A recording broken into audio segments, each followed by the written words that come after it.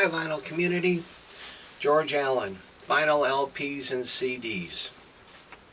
Here to make a video of my entry into the Vinyl Archivist Pat for his thread on an album or artist who is considered a record, I guess that'd be considered a wallflower.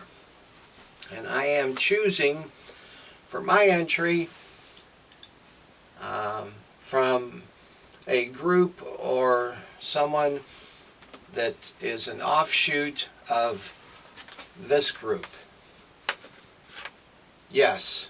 No, I'm not doing this album. Yes. What I am doing is this group. Does it look like? Yes. This is a strange and convoluted road that these guys took. And the reason why I'm picking this as my wallflower is because this has to be one of the strangest stories in modern rock history. There's a lot of strange ones, of course, but in prog rock, this one kind of takes the cake a little bit. And I'm sure some of you are familiar with it. Maybe a lot of you are familiar with it. But anyhow, to get to the point so the CD doesn't go on too long, I saw, yes, these guys when they did the American tour behind this album. Great album. They did some great stuff, and many of you are familiar with Fragile and Closer to the Edge. Great group, okay? Enough to be said about that. Wonderful guys. Love the music. Okay, jump ahead a few years. Maybe 2 decades almost. A decade and a half. So anyhow, they have some internal problems. John Anderson, the Anderson here, he decides to leave the group, okay? Wants to go a different way. So he starts to work on some music, gets a couple of the guys, he starts talking to a couple of the guys. I think he starts talking with Steve Howe first, guitarist. Steve Howe, excellent guitarist. Man, some of his solo stuff, marvelous, marvelous, marvelous.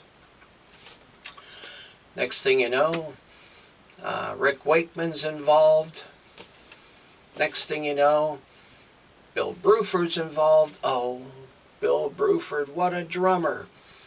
Some of his stuff, not only with them, but with King Crimson and his own band, Earthworks. Superb, superb. So you got these guys that were with this.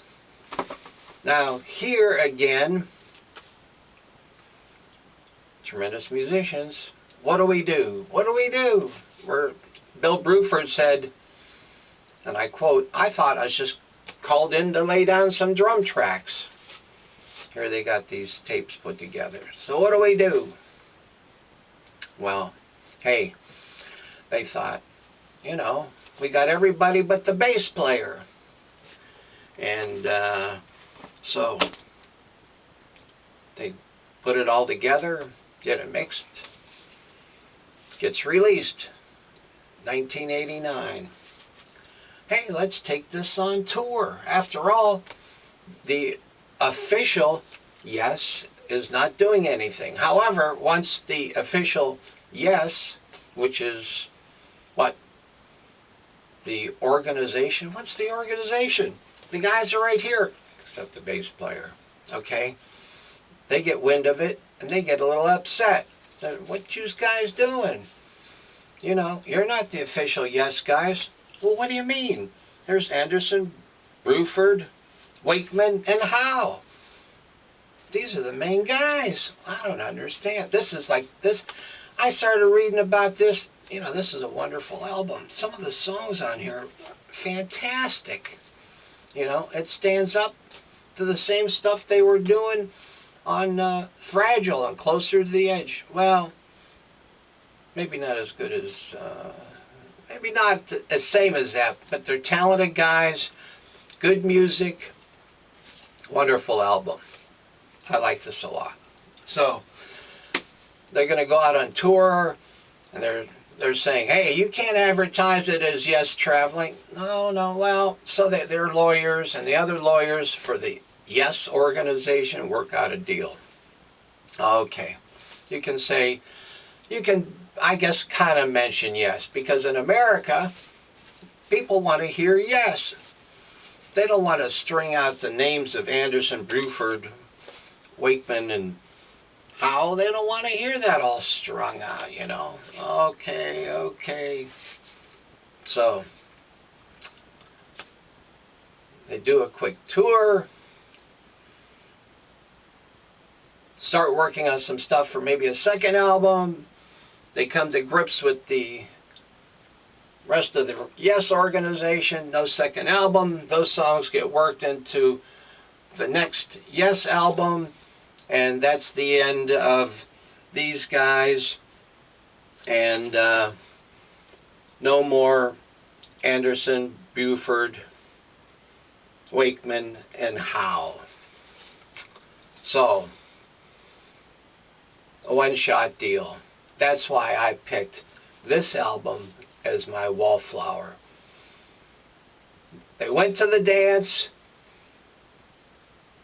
They got one dance, and then everybody turned their back on them. So, how about that? And I got to see Yes again in 2012. And you know what? John Anderson was not with them. Steve Howe was there. And let's see, who else was there? I'll tell you who else was there. And Chris Squire was there. And Alan White was playing guitars. They had some other guy playing keyboards. But they got this guy, an American guy, that sang more like John Anderson than John Anderson sounds like John Anderson. And they sounded superb. I saw them in Atlanta, like I said, in 2012, and they were doing a tour of America with Procol Harum. And they sounded pretty stinking good, I'll tell you that. Yeah, Alan White on drums. Alan White was still playing drums. They were good. Liked them a lot. So anyhow, that's my wallflower, and I'm sticking to it. Okay, I hope Pat likes this. I'm going to send him a note that this is what I'm doing. And I like some of the other entries. I'm sorry I couldn't find some unknown beatnik, some old has-been. But these guys are still producing. They're talented guys.